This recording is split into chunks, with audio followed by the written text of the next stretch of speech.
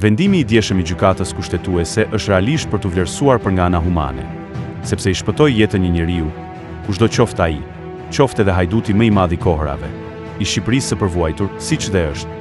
Dje gjykata kushtetuese u konfrontua me pezullimin që Spaku i kishte bërë Ballukut nga posti i zëvendës kryeministres, teksa padyshim ka shërtuar ato që janë parashtruar nga kryeministri, të cilit ndoshta i vjet jeta në rrezik.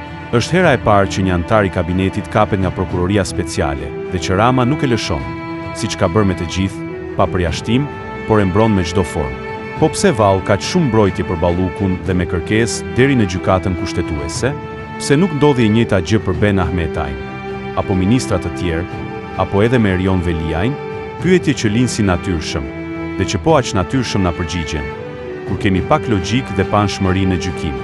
Kush kërkon të dridhet dhe të spërdridhet në analiza mund ta bëjë, por kush e ka logjikën e ftohtë, të mpret dhe kohën e vyer për të mos ta humbur? E kupton shumë qartë se rasti Belinda Balluku është shndëruar në rast studimor rezistence dhe kërcënimi për kreun e qeverisë. Kërcënime jo për t'i thënë Ramës se do i themi drejtësisë që kemi vjedhur bashkë, apo se ti më ke urdhëruar për të firmosur vjedhje. Jo. Balluku dhe të sajët rezistojnë dhe kërcënojnë Ramën me TikTok-un e zemrës.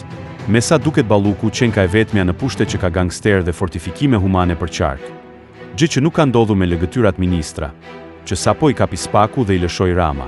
Ose u burgosën, ose u aratisën. Me sa duket pas ka gra në Shqipëri, që në shtëpi kanë burra, jo llafe.